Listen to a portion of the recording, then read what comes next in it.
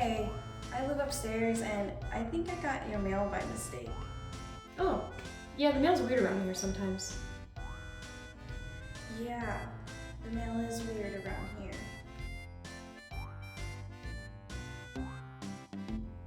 Well, thank you so much. I've really been looking forward to this.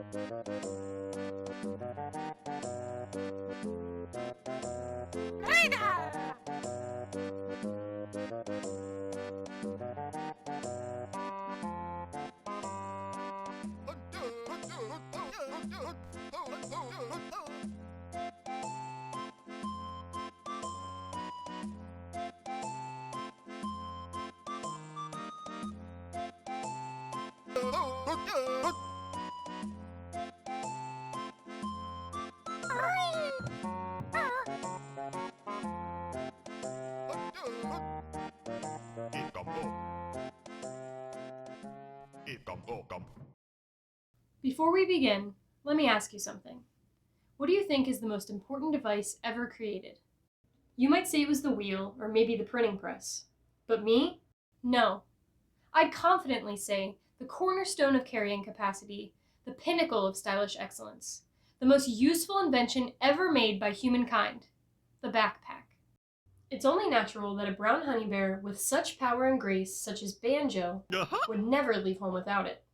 And let's not forget the most important use for it, to carry the star of the show, the queen herself, Kazooie. Two of the biggest names in history, the peanut butter and jelly of platforming, the socks and underwear of traversing beautiful landscapes, the red carpet duo of gaming culture. Bow before their almighty rule on top of the gamer pyramid. What was once only a dream became a cultural phenomenon. Everywhere you turned, it was Banjo Kazooie lost a couple of weeks to a video game called Banjo Kazooie. Please bring back Banjo Kazooie as a platformer. Please, please, please. Holy crap, a new Banjo Kazooie game! Maybe this will make Microsoft make another fucking Banjo game. And to this day, the populace has longed for a new entry in what is typically referred to as the greatest platform game of all time. So without further ado, I bring you the Content Cleric of Banjo Kazooie.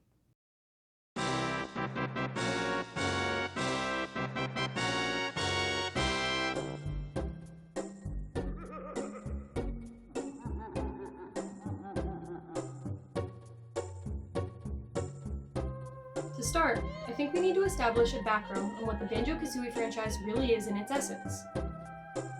As mentioned previously, the games, excluding nuts and bolts, are marketed as platformers, or a video game where the play is primarily focused on moving past obstacles in real time with one's avatar by using various abilities such as jumping and climbing, and items such as weapons.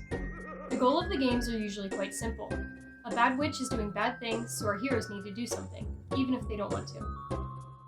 Most of the gameplay revolves around moving between worlds and acquiring new skills or game mechanics to give players access to new areas and puzzles. Along the way, players will gather a myriad of collectibles, some of which help progress the story and access new areas, and some are to be used as consumables in a variety of ways. The series has a large emphasis on exploration of each world and uses pretty much all of each world's area effectively, intentionally placing objects or enemies everywhere you might go, also rewarding players for doing so. Of course, you can't talk about this series without mentioning the music. A game with a titular title like Banjo Kazooie, where you collect music notes and every single item has its own music-inspired sound effect, means sound design is key. And thankfully, the series does a great job of this.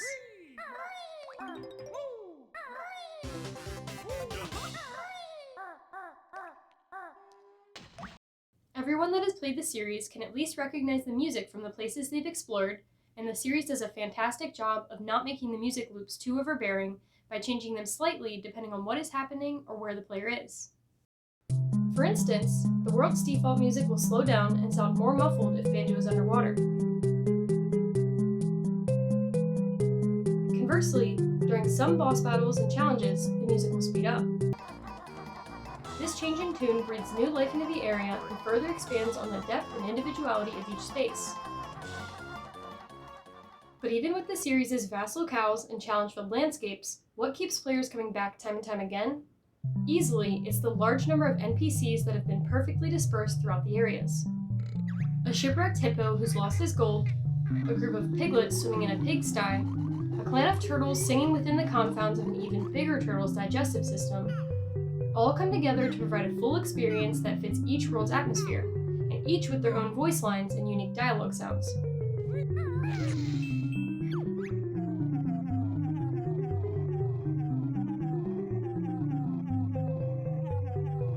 As the series progresses, characters return in cameo appearances or even as major elements, further improving on the overall canon and giving nods to previous games in the series, as well as other rare properties.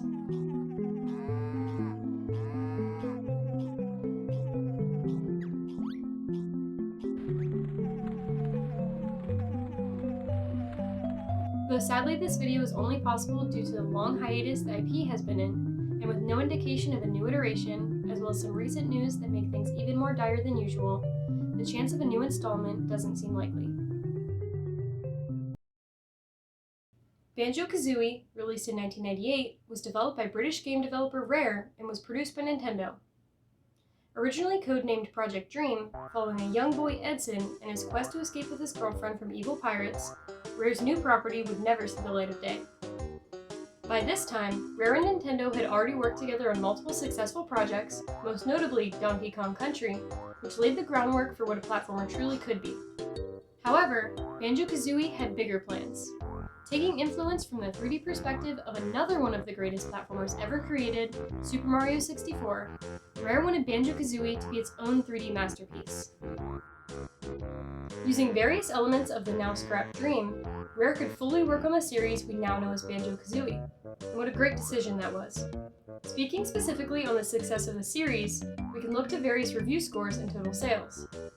Even now, Banjo Kazooie sits at a 92 on Metacritic, with a user score of 9.2 out of 10, and a ton of perfect scores from reviewers and users. Looking at sales as of 2021, Banjo Kazooie has grossed $3.65 million, which doesn't include the ports in Rare Replay or Nintendo Switch Online respectively. For its time, Banjo Kazooie had an opening like no other, perfectly showcasing the game's setting and its key players in the overall plot in an opening cutscene.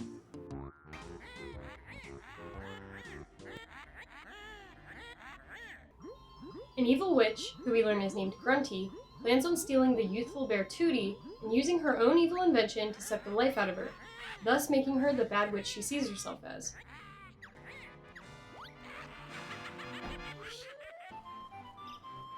Flying through the skies above Spiral Mountain, she hones in on her prey and swoops in to enact her evil plan, all while our hero sleeps hardly 10 feet away.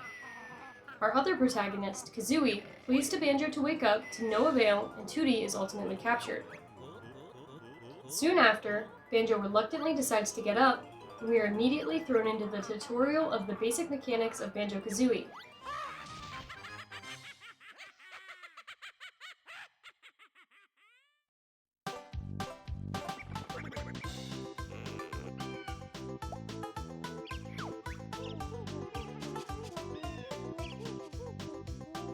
Our guide, later referred to as not the favorite character in Banjo Kazooie anyway, Bottles the Mole, explains that we need to chase after Grunty and save our sister.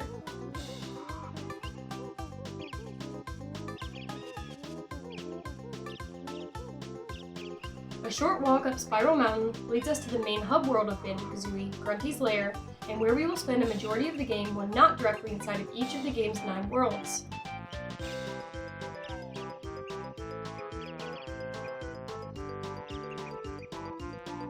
Upon entering Grunty's Lair for the first time, we are shown the first Jiggy on our adventure, which Bottles explains is used to open the entrance to the aforementioned worlds. Traveling to a jigsaw-shaped pedestal and using the acquired Jiggy opens the first world on our adventure, Mumbo's Mountain.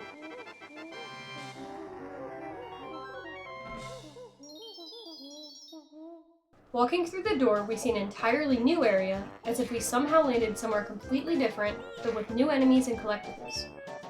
Here's our first glimpse at the gameplay loop of Banjo Kazooie and its progression. Floating in front of the player are musical notes that, when collected, can be used later to open doors leading further into the hub world.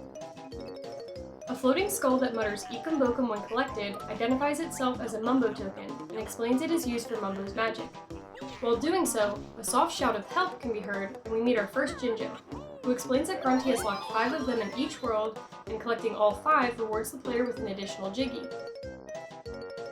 Moving on through the world has us meet our first boss, Conga, who greets us with more than the recommended daily dose of vitamin C, and we are forced to stand on various buttons to receive our first in-world Jiggy.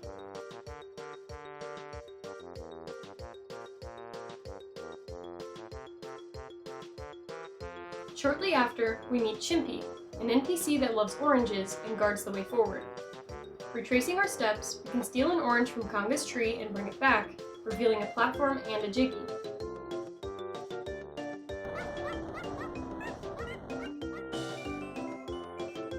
What comes next is one of the major selling points of the Banjo Kazooie series. Atop the next platform is the familiar molehill we previously saw Bottles in, which when interacted with, provides the player with their first new move, the ability to shoot eggs.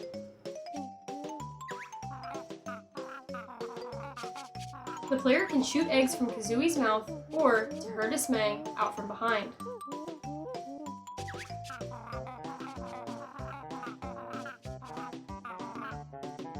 Continuing on throughout the level provides players with a multitude of puzzles and various collectibles, all leading to the top of the mountain.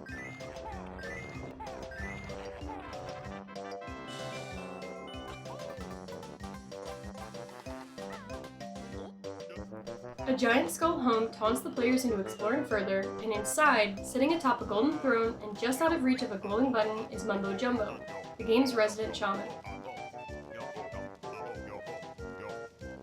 The token we collected earlier is used as a currency, and when the number indicated on the sign is reached, standing on and activating the skull button at the center of the room causes Banjo to slowly rise, and then transmogrify into various creatures and objects that fit the theme of the world the player inhabits.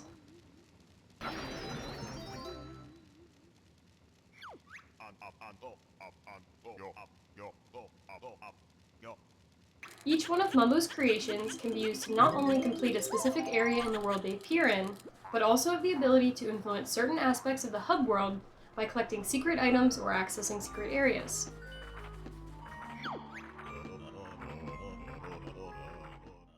However, Mumbo's spells aren't the only in-world mechanic that manipulates the hub world, as every single world contains a Grunty button, which when pressed, reveals an additional Jiggy available to be collected somewhere in Grunty's lair.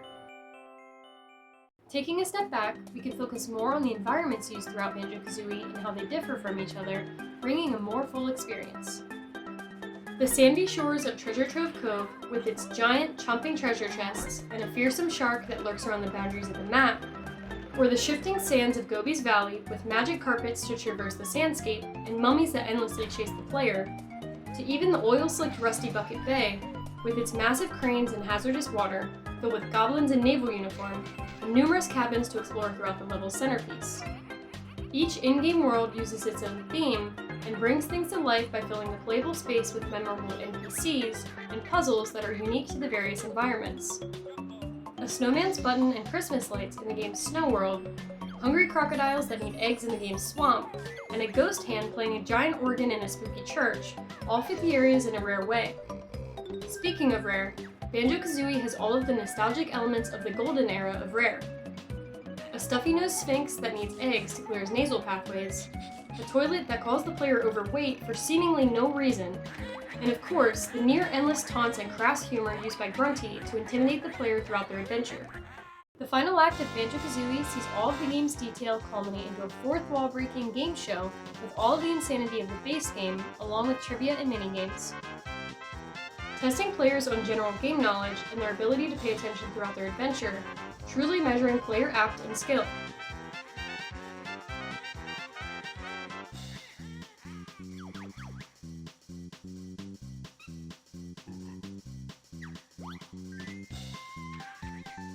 Questions range from general Grunty lore to music that exists within certain areas to even screenshots from various angles of random spots in different worlds.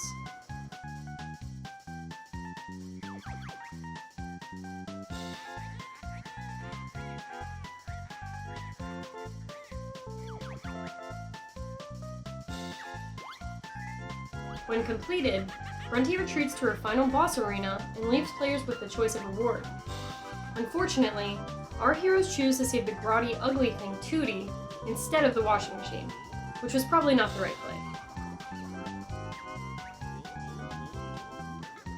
After a cutscene with the nicknames of the developers and a cast list of NPCs, players come to the final note door and a cauldron that leads us to the raid boss that is Grunty.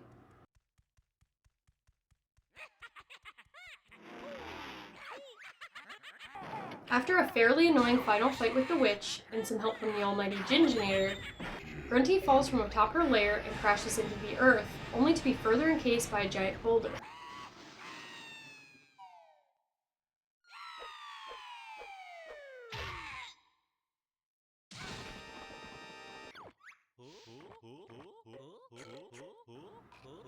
With their adventure seemingly coming to a close, the game ends with a beachside barbecue with the core cast and a nice send-off from our heroes.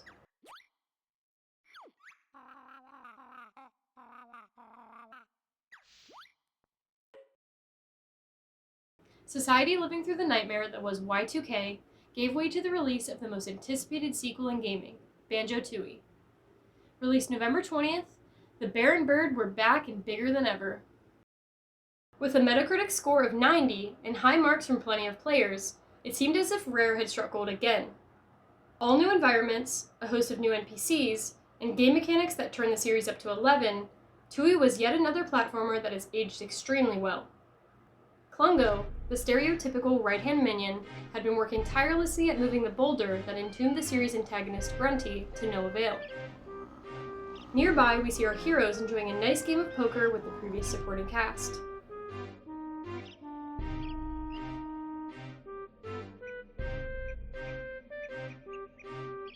Suddenly, their game is interrupted by what seems to be an earthquake. Outside, we see a machine with a giant drill tunneling near Grunty's crash site, the Hag 1. Mumbo goes to investigate and sees two witches who identify themselves as Grunty's sisters, Mangella and Blabella.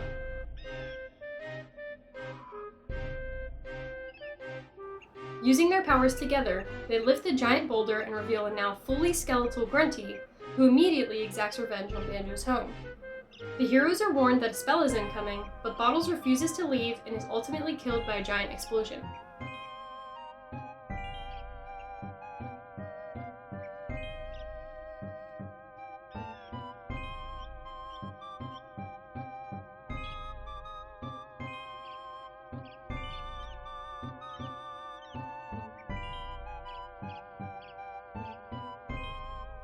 Kazooie explains the aforementioned character wasn't a favorite anyhow, but the heroes decided it'd be best to stop Grunty before she does more harm, and thus, we again start our journey from the outside of Banjo's home.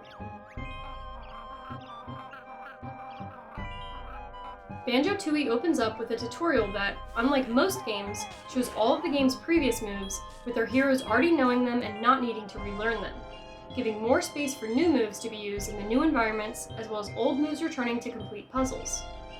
A new move tutor, Jam Jars, speaks to us on his brother's behalf and isn't formally introduced yet.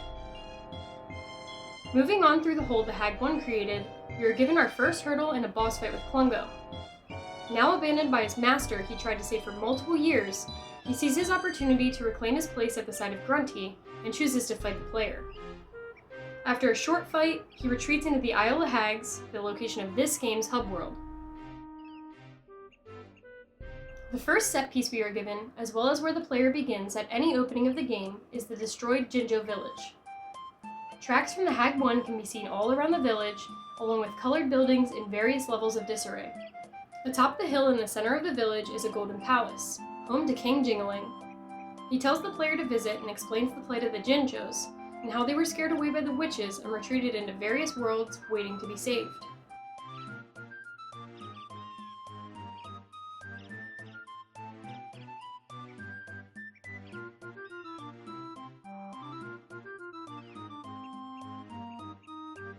Meanwhile, the witches atop a giant fortress use another invention, the BOB, used to literally suck the life out of something and transfer it into something else, akin to the original design of Grunty's machine and the Game Over screen from the first entry.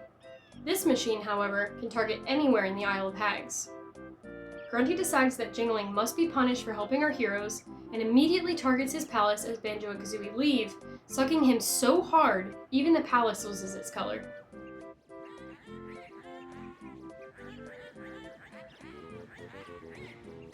Pressing on, we get to Bottles' house, where his wife and children are, and with the awkwardness of their patriarch's death looming, this section provides humor to the player as Banjo and Kazooie must keep quiet about his recent death. Bottles' daughter Goggles gives the player the Amazo-Gaze goggles. More importantly, she has a little gorilla plushie with a red tie, referencing the boy himself, Donkey Kong. And she has a poster of Juno from Jet Force Gemini, another rare property.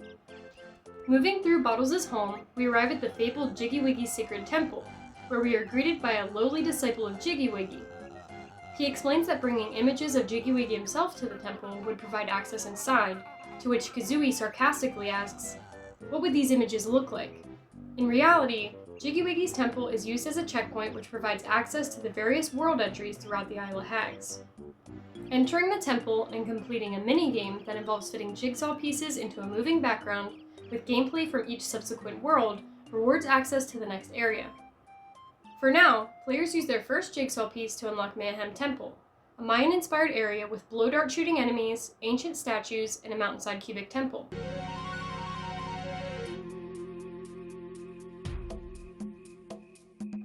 It's here where players are finally acquainted with jam jars, where a short conversation of the fate of Bottles ensues.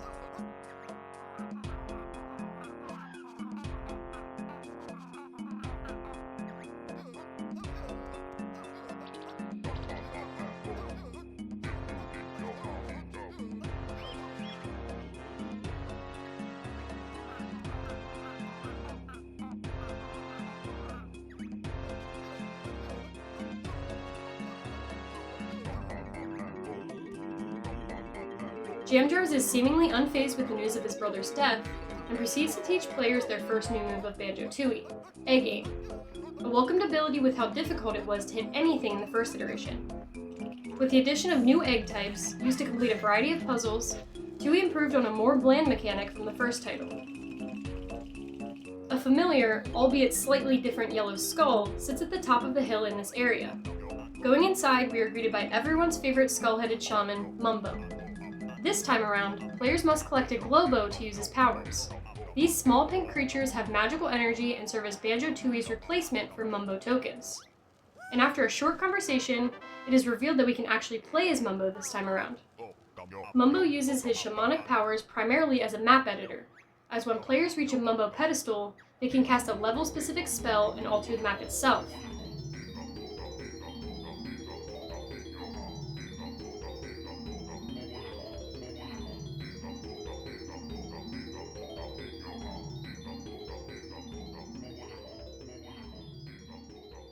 Conversely, there is a new shaman in town.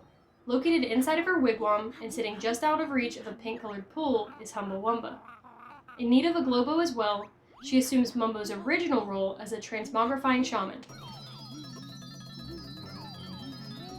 Just like its predecessor, the transmogrify spells are used to change the bear and bird into a variety of animals and objects. However, this time around, every single world has both shamans.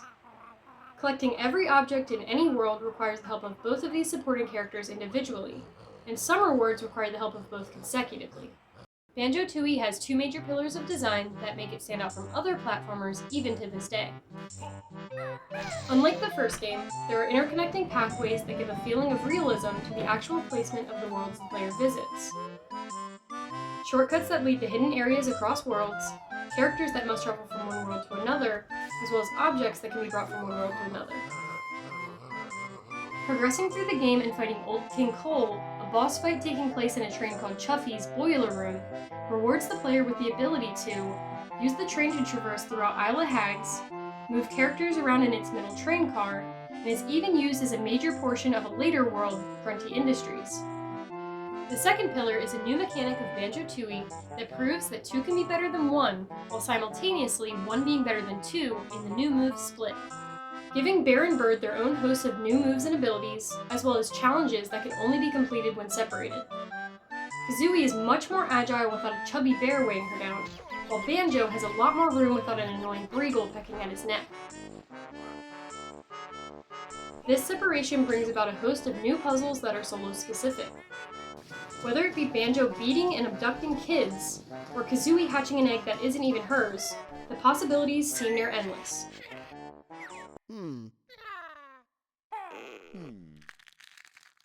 As for rewards, Tooie has no shortage of them. But unlike Banjo-Kazooie, things won't be as easy. You can forget about the 2 or 3 jiggies per world that you could just find. This time, you'll need to work for progression. Here's a short list of required objectives, all needed to complete a single questline for a family of dinosaurs. The Strachosaurus family, located in the later level, Pterodactyl Land, is in complete chaos, as every child of the family has something wrong with them that the mother asks for help with. The first dinosaur is missing and must be retrieved from Witchy World by shooting his cage and bringing Chuffy to Witchy World, then using Chuffy to bring him back to Pterodactyl Land.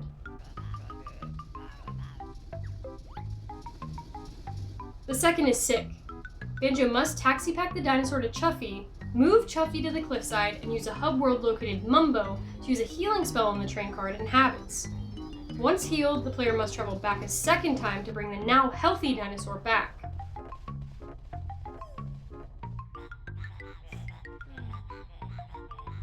Finally, the player can bring the in-world Mumbo to the location of the dinosaurs and enlarge a dinosaur that feels rather tiny.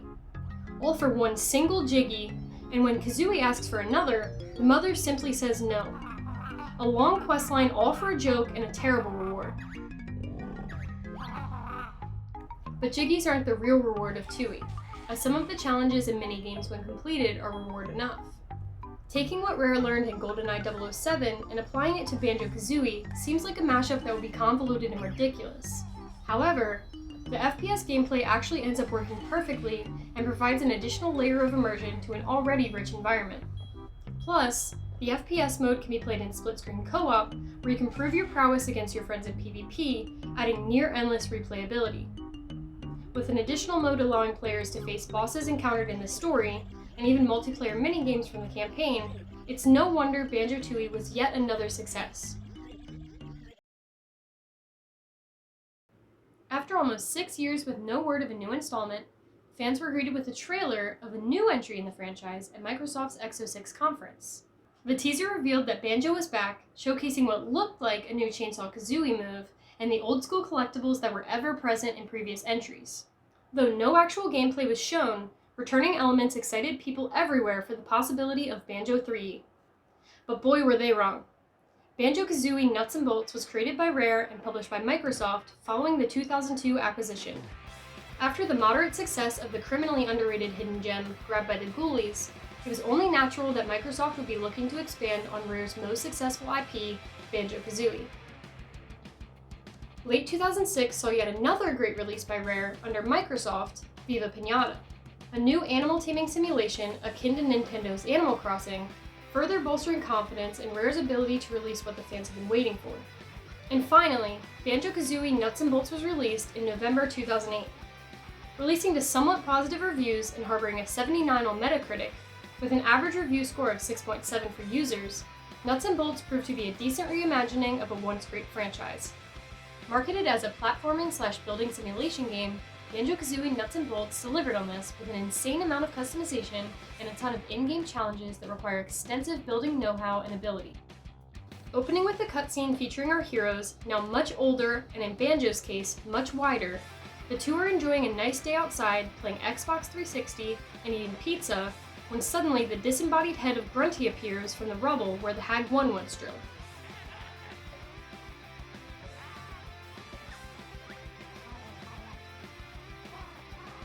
After a short taunting session between two sets of once iconic characters, we see the scene pause with a new character approaching, the Lord of Games, or Log for short.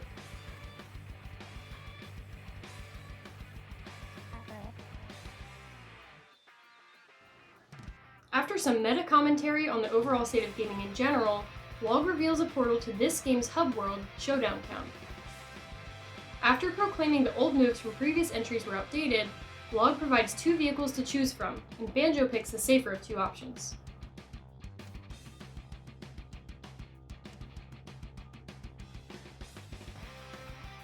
Crashing through the portal to Showdown Town, we are given a brief look at the surrounding area and a look at the various NPCs that litter the area.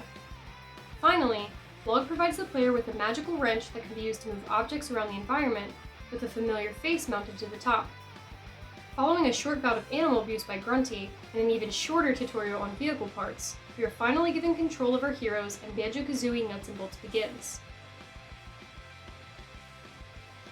At the center of town is a Jiggy Bank where Jiggies are stored after completion of various challenges, and there is no shortage of challenges. As you collect more Jiggies, more portals are opened around Showdown Town, each with their own challenges therein. As with previous entries, once a certain Jiggy threshold has been reached, a new game globe becomes available. These objects, when brought to a certain pedestal, open the first entrance to a new world. As for worlds, Nuts and Bolts does its best to create vast landscapes that resemble the original feel of the series. This is probably where the game falls short most. Unlike previous titles, most of each level's design is all but forgotten, save for the challenge areas and arenas. With almost all rewards being challenge-related, the player is given zero reason to explore the in-world environments, which starkly contrasts the central design of the more successful predecessors. This reflects even worse on the love letter to the franchise, Banjo Land, a world devoted to endless callbacks to previous entries, which is sadly muddied by poor design and the previously mentioned lack of exploratory rewards. The general gameplay loop is what saves this game from being labeled awful across the board. Most challenges can't be beaten using a one-size-fits-all approach, with many challenges requiring a completely different method from the previous. There are straightforward races, pitting you against the supporting cast, there are defend the area challenges, and even some sports that require proper use of car parts and unusual design to create a vehicle capable of completing the task at hand. Not to mention Log has his own vehicular concoctions that are required for some challenges, each with their own strange design.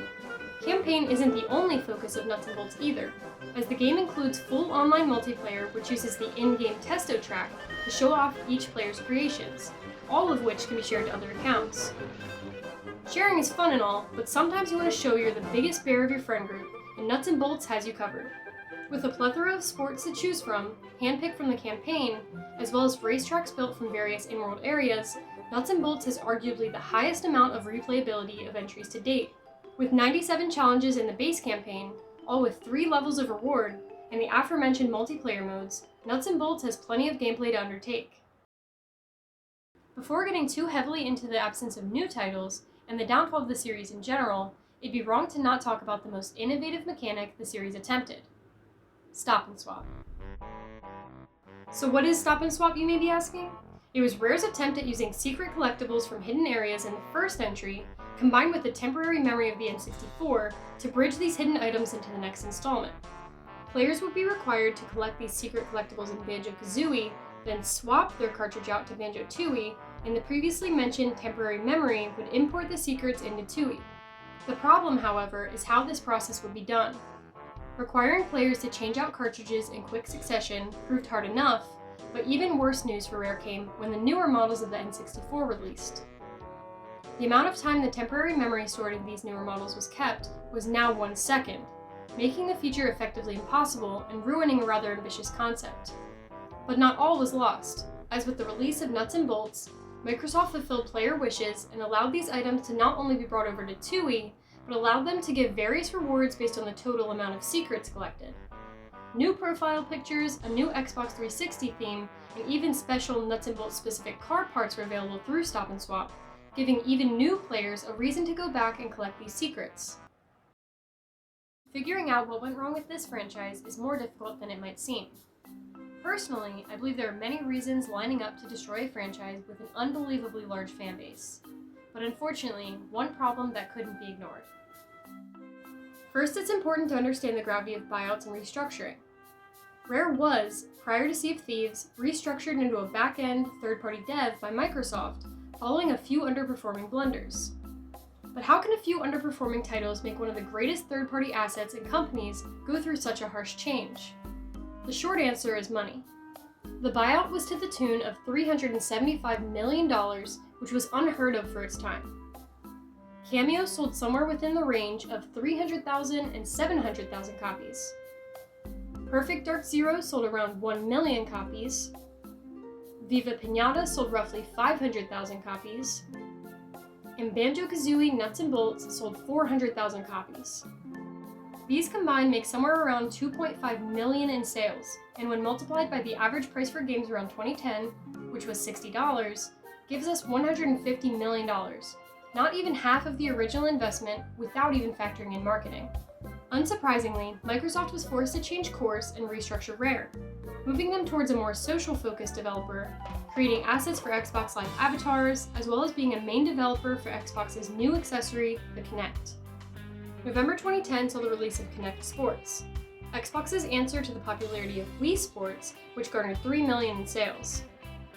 After 2 failed follow-up entries, Kinect Sports Season 2 and Kinect Sports Rivals, the inevitable death of the Kinect was solidified, putting Rare in an even worse condition.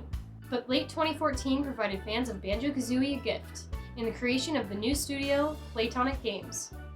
The studio, consisting of a band of previous Rare studio heads and employees, launched a Kickstarter to create a spiritual successor to Banjo Kazooie titled Yooka-Laylee, with gameplay resembling that of the Banjo-Tooie era.